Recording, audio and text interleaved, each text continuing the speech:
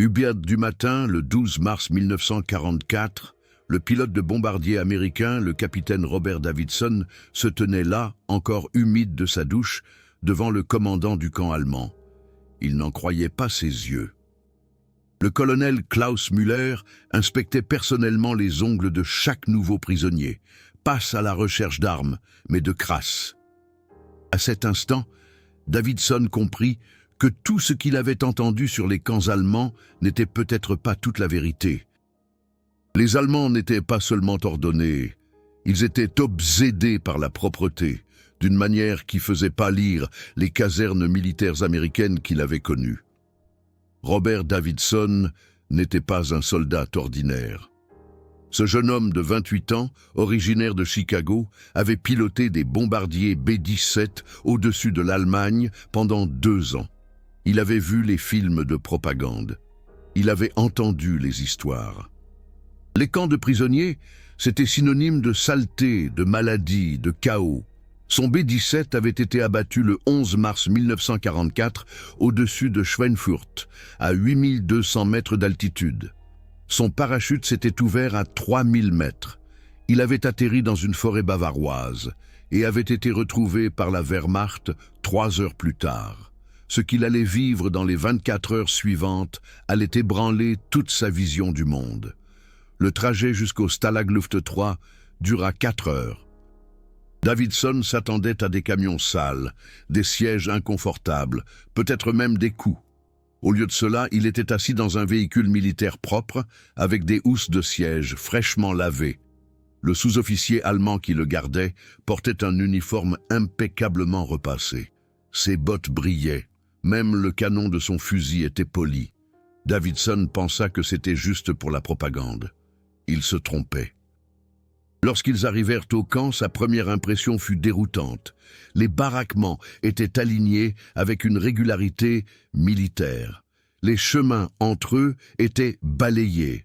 Aucun déchet, aucun détritus, aucune flaque d'eau. Ça ne sentait pas la misère humaine. Ça sentait le désinfectant.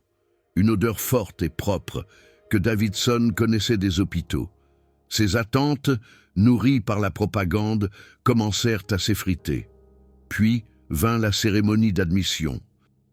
Le colonel Klaus Müller avait 52 ans, un vétéran de la Première Guerre mondiale, qui avait lui-même été prisonnier de guerre en France. Il y avait survécu au typhus. Il avait vu des hommes mourir de maladies évitables. Sa philosophie était simple. La propreté n'est pas une politesse, c'est une question de survie. Müller se tenait devant Davidson et 10 autres nouveaux prisonniers américains et leur fit un discours que Davidson n'oublierait jamais. « Messieurs, bienvenue au Stalag-Luft 3. Ici, ce sont les standards allemands qui s'appliquent. Cela signifie l'ordre, cela signifie la discipline et surtout cela signifie l'hygiène. Chaque prisonnier se lavera quotidiennement. Chaque prisonnier prendra une douche 1 fois par semaine, 2 fois en cas de bonne conduite. Chaque baraquement sera nettoyé tous les jours. Chaque lit sera fait tous les jours. Les ongles seront coupés courts. Les cheveux seront coupés tous les mois. Quiconque enfreint ces règles perdra le droit d'écrire à sa famille. La maladie est le véritable ennemi ici. Pas moi. Davidson jeta un coup d'œil à ses camarades. Ils avaient tous la même expression d'incrédulité. Était-ce sérieux, un officier allemand qui parlait plus de leurs ongles que de leurs tentatives d'évasion? La première surprise arriva immédiatement. Ils furent conduits dans une salle de bain. Pas une fosse d'aisance crasseuse, une véritable pièce carrelée avec des robinets fonctionnels, de l'eau chaude, pas tiède, chaude, du savon, du vrai savon, pas juste du sable ou de la cendre, des serviettes blanches et propres qui sentèrent le soleil parce qu'elles avaient été séchées à l'extérieur. Davidson resta sous la douche et pleura, pas de tristesse, mais de pure confusion. Le sous-officier du camp, Hans Schmidt, avait 41 ans. Un ancien infirmier d'Hambourg. Il expliqua les règles avec une précision allemande. Lever à 6 ans, toilette de 6h15 à 6h45, Petit déjeuner à 7 heures. Inspection des baraquements à 8 heures. Tous les jours, sans exception. Pas par temps de pluie, pas par temps de neige, pas en cas de maladie, à moins qu'un médecin allemand ne le confirme par écrit. Davidson fut affecté au baraquement 14. En entrant, il s'arrêta net. Le plancher en bois était frotté. Les lits étaient alignés en rangées parfaites. Une petite serviette était suspendue à chaque lit. Les fenêtres étaient propres, vraiment propres, au point qu'on pouvait voir à travers. Il rencontra son voisin de lit, le lieutenant James Miller, originaire du Texas qui était là depuis 3 mois. Davidson demanda « Est-ce réel? Cette propreté est-elle réelle ou est-ce juste pour les nouveaux prisonniers ?» Miller ricana amèrement. « Oh, c'est réel, capitaine. » « Incroyablement réel. Si Muller trouve une poussière sur votre lit demain, vous perdez le droit d'écrire à votre famille pendant 1 semaine. S'il voit de la saleté sous vos ongles, vous écopez d'1 heure de corvée de latrine. Les Allemands prennent l'hygiène plus au sérieux que nous nos bombardements. » Cette nuit-là, Davidson ne parvint pas à dormir, pas à cause de la peur, mais à cause de la dissonance cognitive. Il était allongé dans un lit propre, avec des draps frais. Dans un camp qui était plus propre que sa résidence universitaire. Ça n'avait aucun sens, ça ne collait pas avec les histoires, ça ne collait pas avec la propagande. Le premier matin fut une révélation. À 6h01, Schmitt ne leur hurla pas dessus. Il siffla. Un seul coup de sifflet perçant. Tous les prisonniers se levèrent. Pas de bousculade, pas de violence. Ils se dirigèrent vers la salle de bain. Schmitt se tenait là avec un chronomètre et une liste de contrôle. Il ne vérifiait pas le temps pour les presser. Il le vérifiait pour s'assurer que chacun avait au moins 5 minutes pour se laver. Davidson observa, fasciné, Schmitt inspecter chaque homme. Mains retournées, ongles vérifiés, visage inspecté, rasage contrôlé, cheveux examinés, propreté jugée. L'un des prisonniers, un jeune lieutenant nommé Peters, ne s'était pas lavé correctement. Schmitt le renvoya, pas en criant, avec une calme efficacité allemande. « Vous n'avez pas nettoyé le pavillon de votre oreille gauche, lieutenant. Retournez au lavabo. Nous attendons. » Tout le groupe attendit. Peters se lava soigneusement l'oreille. Schmitt inspecta de nouveau. Satisfaisant. Circuler. À 8 ans eut lieu l'inspection des baraquements. Le colonel Muller en personne arriva avec 2 sous-officiers. Ils portaient des gants blancs, de vrais gants blancs, comme lors d'une inspection générale américaine. Muller parcourut lentement le baraquement. Il passa son doigt sur l'encadrement de la porte, il vérifia sous les lits, il inspecta les latrines. Il trouva 3 petits défauts. Un lit n'était pas parfaitement fait. Une fenêtre avait une tache. La porte des latrines grinçait. Sa réaction fut remarquable. Il ne cria pas, il ne se mit pas en colère. Il se contenta de se tenir là, de regarder les prisonniers responsables, et dit d'une voix calme « Ces standards n'existent pas pour mon divertissement, messieurs. Ils existent parce que l'hiver dernier, au Stalag Arfabé, 73 hommes sont morts du typhus. Évitable, parfaitement évitable, transmis par la saleté. Je ne le permettrai pas ici. Vous ne le permettrez pas ici. Corrigez ces anomalies avant midi. » À cet instant précis, Robert Davidson comprit. Ce n'était pas de la bureaucratie allemande sadique, c'était un homme marqué par la mort et déterminé à empêcher d'autres décès. La routine quotidienne devint un rituel. Chaque matin, la même inspection, chaque jour, les mêmes standards. Mais ce qui choqua réellement Davidson, c'était la conséquence. Les gardes allemands vivaient selon les mêmes standards. Hans Schmitt prenait sa douche, dans la même douche. Klaus Müller mangeait, dans la même vaisselle. Les quartiers des officiers étaient inspectés, avec la même rigueur que les baraquements des prisonniers. Davidson écrivit dans son journal caché, le 15 mars 1944, « Je comprends maintenant pourquoi l'armée allemande est si efficace. Ce n'est pas de la brutalité, c'est une discipline, à un niveau que je n'avais jamais vu. Chaque homme, du colonel au simple soldat, suit les mêmes règles d'hygiène. Il n'y a aucune exception, il n'y a aucun favoritisme. Il n'y a que le standard. Le 20 mars 1944, un incident se produisit qui changea encore davantage la perspective de Davidson. Un jeune garde allemand, le soldat de deuxième classe Thomas Weber, 19 ans, originaire de Munich, fut surpris lors de l'inspection matinale, avec les mains sales. Un prisonnier l'avait signalé à Hans Schmidt. La réaction fut immédiate et dramatique. Le colonel Müller rassembla à la fois les gardes et les prisonniers. Dans la cour principale, Weber se tenait au milieu, visiblement honteux. Müller parla, assez fort, pour que les 1200 prisonniers et les 120 gardes puissent l'entendre. Le soldat de deuxième classe Weber a violé nos standards d'hygiène. Il recevra la même punition que n'importe quel prisonnier, une semaine de corvée de latrine. De plus, il perdra son prochain droit d'écrire à sa famille. L'hygiène n'est pas une suggestion, c'est un ordre, pour tous. Les prisonniers américains fixaient la scène, incrédules. Un officier allemand punissait son propre homme, plus sévèrement que les prisonniers n'étaient punis. James Miller murmura à Davidson « Je n'ai jamais vu quelqu'un d'aussi conséquent en 2 ans dans l'armée, pas même le général Patton. » Le règlement concernant les douches était particulièrement strict. 1 fois par semaine était le minimum, 2 fois en cas de bonne conduite. Mais ce que signifiait bonne conduite était spécifiquement défini. Aucune infraction disciplinaire, baraquement ayant réussi. Toutes les inspections, participation à des programmes de travail volontaires. Davidson se qualifia, après 2 semaines, pour la 2e douche hebdomadaire. Le jour de la douche était un événement. Les prisonniers étaient divisés en groupes de 50. Chaque groupe avait 30 minutes. L'eau était chaude, pas tiède, pas froide. Vraiment chaude, environ 45 degrés Celsius.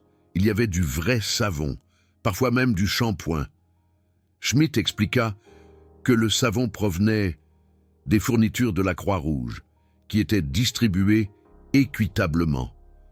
Aucun soldat allemand n'en recevait plus qu'un prisonnier. Davidson se souvenait des douches dans ces casernes militaires américaines, en Angleterre, eau froide, 5 minutes, maximum, bondé, ici, en captivité allemande. Il se douchait. Et plus longtemps et plus chaudement qu'en liberté. L'ironie ne lui échappait pas. Le 3 avril 1944, une inspection de la Croix-Rouge arriva. L'inspecteur suisse, le docteur Heinrich Brunner, avait 58 ans, un vétéran de centaines d'inspections de camps à travers l'Europe. Il avait vu des camps en Pologne, en France, en Italie. Ses rapports étaient légendaires pour leur honnêteté. Il passa 3 jours au Stalag Luft 3. Davidson fut choisi au hasard.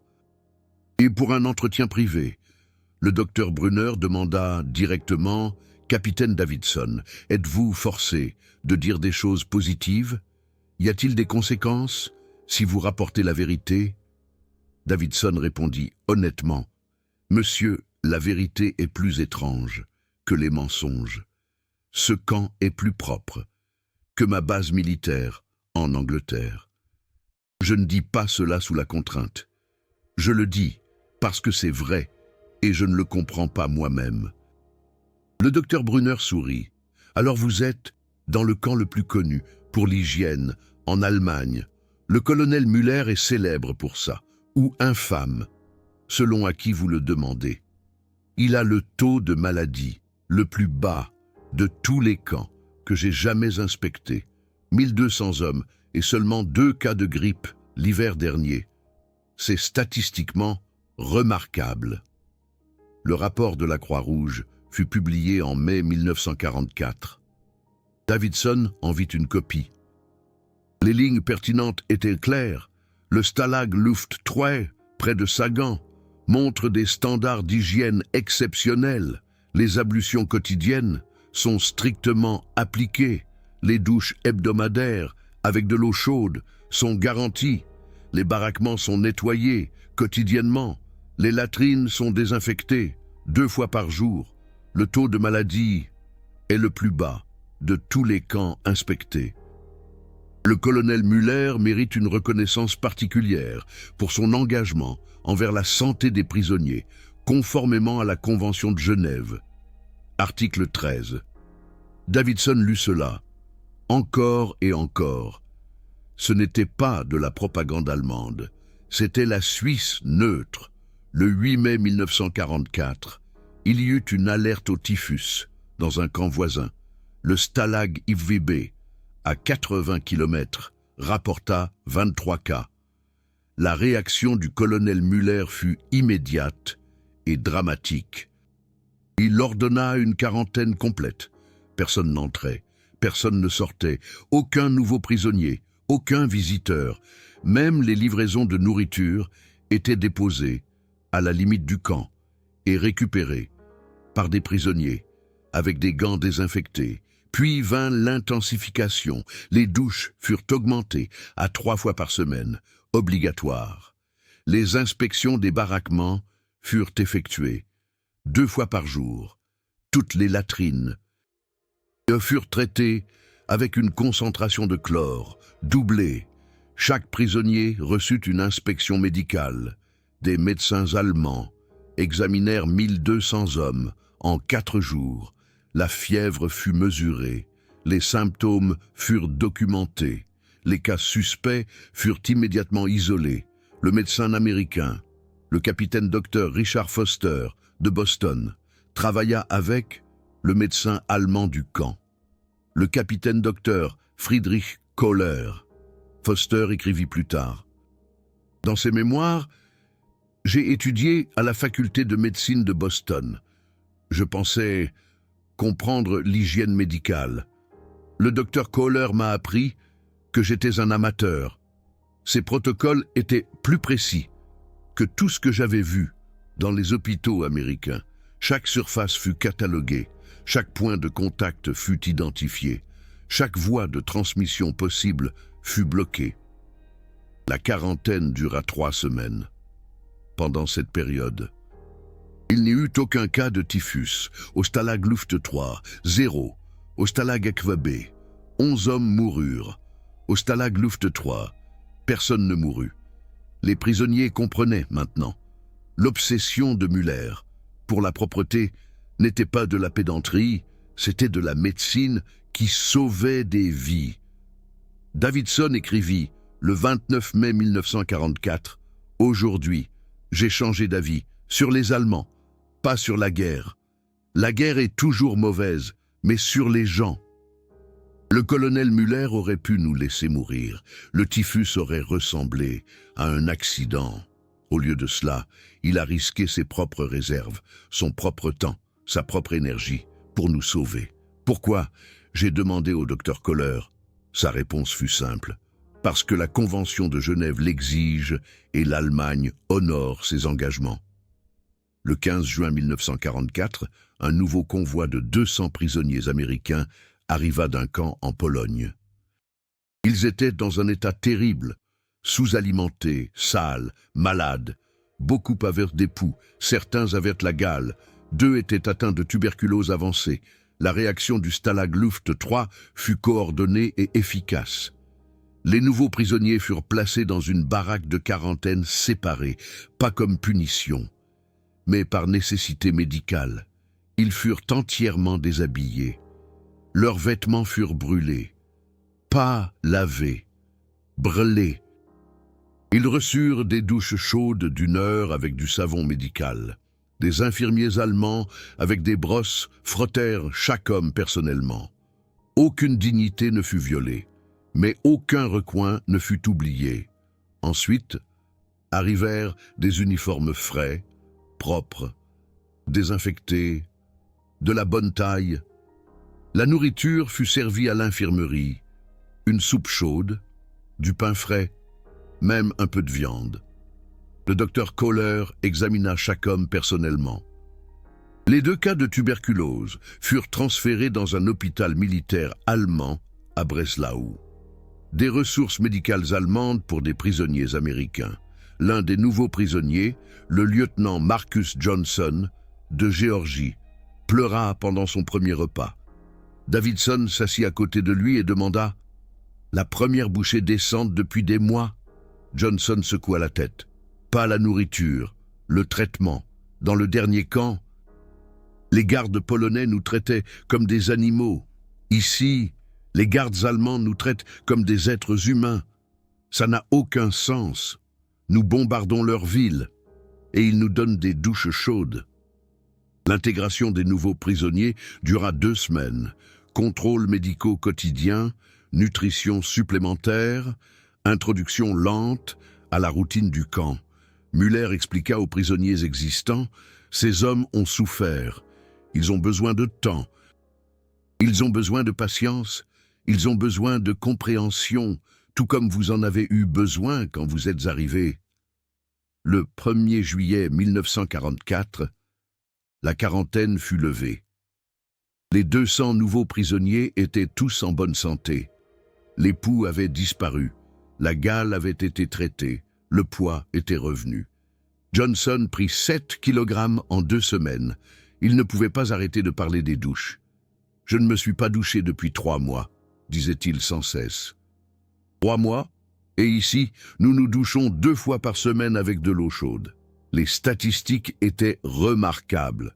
De juillet 1943 à juillet 1944, 1847 prisonniers américains étaient passés par le Stalag Luft 3.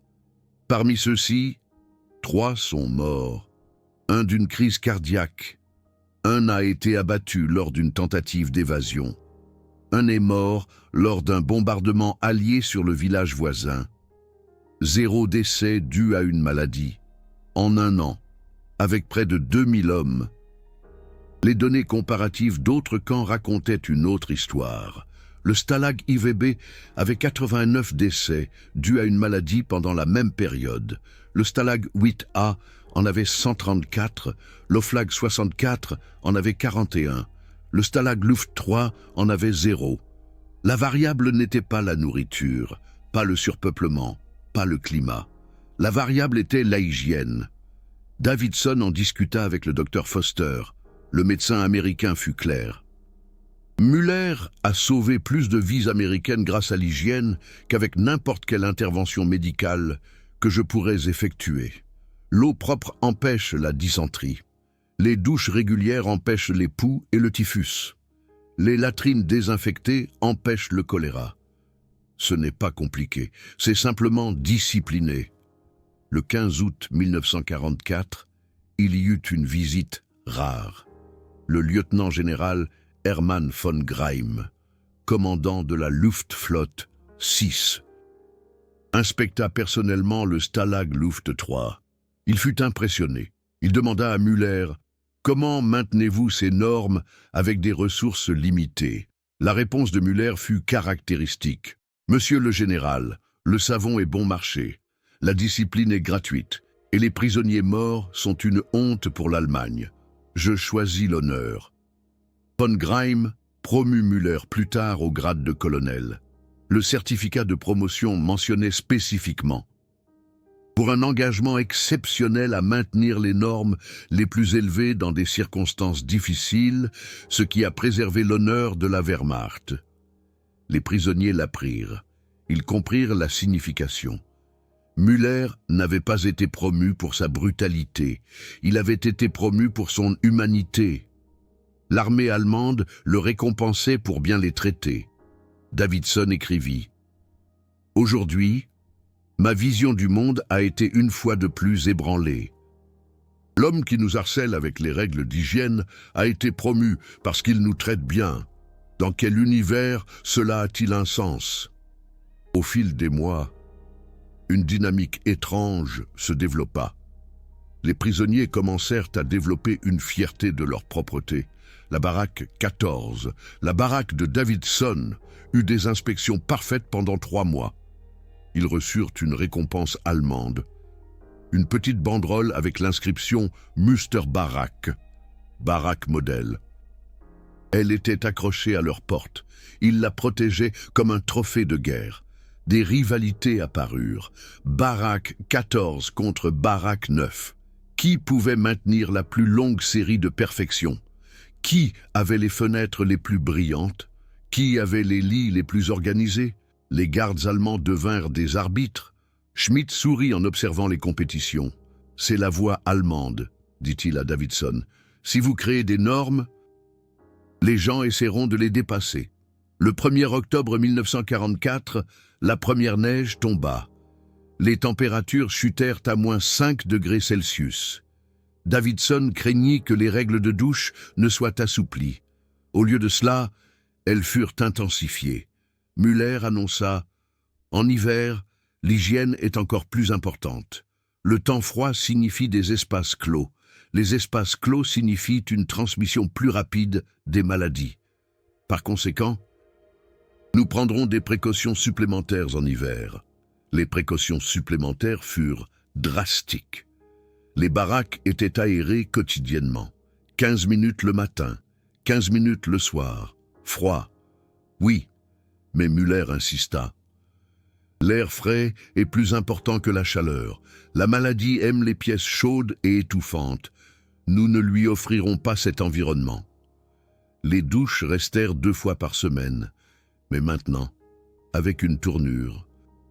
Après chaque douche chaude, les prisonniers devaient supporter 30 secondes d'eau froide. Müller expliqua « Cela endurcit le corps, cela renforce l'immunité. C'est ainsi que les soldats allemands survivent à l'hiver russe. » Les prisonniers détestèrent ça au début. Johnson jura que c'était de la torture, mais après 3 semaines, ils remarquèrent quelque chose. Personne ne tombait malade. 0 cas de grippe en octobre, seulement 2 en novembre. Dans un camp de 1200 hommes, dans un hiver allemand froid, les douches froides fonctionnaient. Le docteur Foster documenta tout. Ses notes du 15 novembre 1944, les rapports étaient détaillés, malgré la baisse des températures et la réduction de l'apport calorique due aux bombardements alliés des lignes d'approvisionnement allemandes. La santé des prisonniers restait stable. Le régime d'hygiène du colonel Müller compensait en partie les carences nutritionnelles. Des hommes propres survivent mieux que des hommes sales bien nourris. Cette leçon, je l'emporterai avec moi en Amérique. Le 20 décembre 1944, Müller reçut une terrible nouvelle. Sa ville natale, Dresde, avait été bombardée. Sa famille avait été évacuée. Sa maison détruite. Les prisonniers s'attendaient à ce que ses exigences diminuent, que le chagrin le distrait. Ils se trompaient. Le 21 décembre, le lendemain de la nouvelle, Müller effectua personnellement l'inspection du matin. Ses yeux étaient rouges, sa voix tremblait, mais ses exigences restèrent inflexibles. Un prisonnier, le lieutenant Anderson, avait un lit mal fait. Müller le regarda et dit doucement « Lieutenant, ma maison est en cendres, ma ville brûle, mais ses exigences ne brûlent pas. Faites votre lit. » Jules Durand fut témoin de la scène. Il écrivit plus tard. À cet instant, j'ai vu la vraie discipline allemande. Pas de cruauté, pas de dureté, simplement le refus de laisser tomber le niveau, quoi qu'il arrive. Je respecte cela, même si je ne le comprends pas entièrement.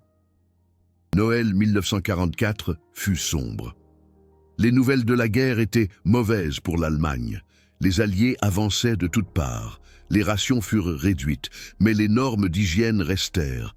Le jour de Noël, Schmidt effectua l'inspection habituelle.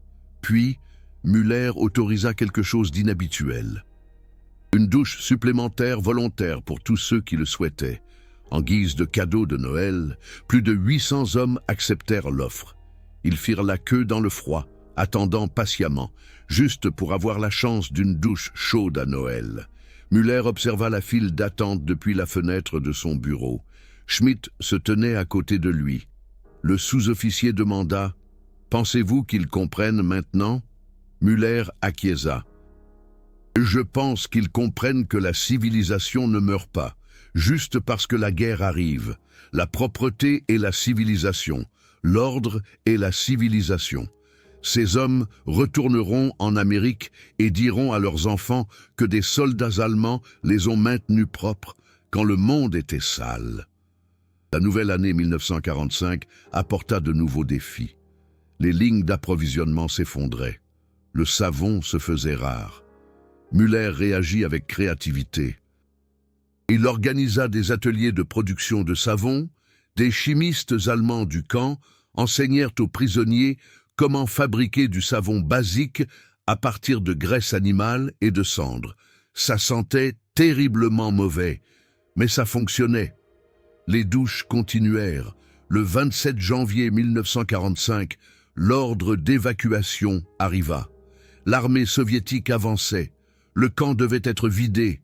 1200 hommes devaient marcher 100 km vers l'ouest, en hiver, avec des provisions limitées. Jules Durand craignait le pire. Müller le surprit une fois de plus. Avant la marche, Müller organisa une dernière douche complète pour tous les prisonniers. Chaque homme eut 20 minutes d'eau chaude, des vêtements propres, autant qu'il y en avait de disponibles. Examen médical. Le docteur Kohler vérifia personnellement les pieds de chaque homme. Les ampoules furent soignées, les chaussures ajustées. Müller déclara « Des hommes propres avec des pieds sains survivent aux marches. Les hommes sales avec des ampoules meurent. Je ne vous laisserai pas mourir. » La marche dura 7 jours. Ce fut l'enfer. Froid, faim, épuisement. Mais chaque soir, Müller insista sur une hygiène élémentaire, se laver les mains avant de manger, se laver le visage avant de dormir. La neige pouvait servir d'eau. Il n'y avait pas d'excuse. Sur 1200 hommes qui commencèrent la marche, 1197 arrivèrent. 3 moururent, tous de crise cardiaque, aucun de maladie. Les données comparatives d'autres camps évacués étaient terrifiantes. Un camp perdit 89 hommes lors d'une marche similaire. Un autre en perdit 134. Stalag Luft 3 en perdit 3. Müller pleura quand il apprit les 3 décès. « J'ai échoué », dit-il à Schmidt. Schmidt répondit « Monsieur, vous en avez sauvé 1197. Ce n'est pas un échec. » Le 3 février 1945, la captivité prit fin pour le Stalag Luft 3. Les troupes américaines les libérèrent près de Spremberg. Jules Durand vit le colonel Müller pour la dernière fois. L'officier allemand se tenait dans une posture parfaite, son uniforme impeccable malgré les rigueurs de la marche. Il salua les libérateurs américains. Durand s'avança et rendit son salut, puis il parla en allemand, qu'il avait appris pendant sa captivité. « Herr Oberst, vous avez sauvé ma vie grâce à la propreté. Je ne l'oublierai jamais. » Müller sourit. Pour la première fois que Durand le voyait faire, « Capitaine, je n'ai fait que mon devoir conformément à la Convention de Genève. L'Allemagne honore ses obligations, même en perdant. » Après la guerre, Durand écrivit un livre, « Prisonnier de l'ordre, sauvé par la propreté ». Il fut publié en 1947. Il se vendit à 50 000 exemplaires. La thèse principale était simple. Les normes d'hygiène allemandes sauvèrent plus de vies alliées en captivité que toute autre mesure. L'obsession de Müller pour la propreté n'était pas de la pédanterie. C'était un sauvetage. Le livre fut controversé. Certains critiques accusèrent Durand de diffuser de la propagande nazie. Il répondit dans des interviews. « Je ne défends pas le national-socialisme, je documente un fait. La propreté nous a sauvés. C'est la vérité, qu'elle soit commode ou non. » En 1950, un groupe d'anciens prisonniers du Stalag Luft 3 organisa une réunion à Chicago. 847 hommes vinrent. Ils invitèrent le colonel Müller, il avait maintenant 58 ans, vivait à Hambourg, travaillait comme administrateur d'hôpital. Il vint, l'accueil fut émotionnel. Des centaines d'hommes qu'il avait gardés comme prisonniers se levèrent et applaudirent lorsqu'il entra dans la salle. Müller pleura. Durand prononça un discours. Cet homme s'est peut-être battu du mauvais côté de la guerre, mais il s'est battu du bon côté de l'humanité. Il nous a maintenus propres. Quand nous aurions pu être sales, il nous a maintenus en bonne santé. Quand nous aurions pu être malades, il nous a maintenus en vie. Quand nous aurions pu mourir, je lui dois ma vie. Le groupe collecta de l'argent. Ils achetèrent une maison à Müller à Hambourg. Ils payèrent ses factures médicales jusqu'à sa mort en 1967. À ses funérailles, 120 anciens prisonniers de guerre américains vinrent en Allemagne. Ils portèrent son cercueil, allemands et américains ensemble. Unis par des souvenirs de savon et de discipline, le docteur Foster écrivit un article médical en 1955 pour le Journal of Military Medicine. Le titre était « L'hygiène comme sauvetage, leçon des camps de prisonniers de guerre allemands ». Ses principaux points étaient clairs. Premièrement, la discipline sauve plus de vies que les médicaments. Deuxièmement, les normes doivent être appliquées de manière cohérente. Troisièmement, les dirigeants doivent montrer l'exemple. Quatrièmement, la propreté n'est pas une option, elle est vitale. L'article devint une lecture obligatoire dans les écoles de médecine militaire américaines. Les protocoles de Foster, basés sur les normes de Müller, furent appliqués en Corée, puis au Vietnam, puis en Irak. Des milliers de soldats américains vécurent plus longtemps grâce aux leçons enseignées par un colonel allemand dans un camp de prisonniers de guerre. L'ironie est écrasante. Robert Davidson le remarquait souvent. Nous bombardions leurs villes, ils nous enseignaient la propreté, nous détruisions leurs maisons, ils protégeaient notre santé. La guerre n'a aucun sens, mais l'humanité peut malgré tout survivre. Aujourd'hui, des décennies plus tard, les leçons sont toujours pertinentes, les principes de base restent vrais. La propreté empêche la maladie, la discipline sauve des vies. Les normes doivent être constantes. Les chefs doivent montrer l'exemple. Ces vérités sont universelles, que ce soit en temps de paix ou de guerre, en liberté ou en captivité. L'histoire du Stalag Luft 3 et du colonel Müller n'est pas seulement une histoire d'hygiène allemande. C'est une histoire sur le pouvoir des principes, sur l'importance des normes, sur la nature salvatrice de la discipline, et surtout, c'est une histoire sur l'humanité qui peut survivre même dans les circonstances les plus inhumaines. Cette histoire est importante. Pas parce qu'elle glorifie l'Allemagne ou justifie la guerre.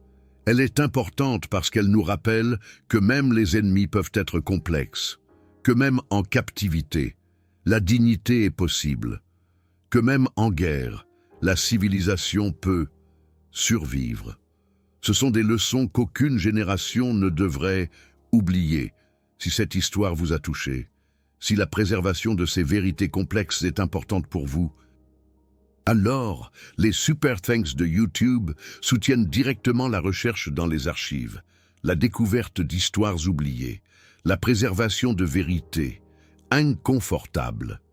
Chaque Super Thanks m'aide à passer plus de temps dans les archives militaires allemandes et américaines, à trouver plus de témoignages de première main, à raconter plus d'histoires qui ne correspondent pas à de simples récits de bien contre mal.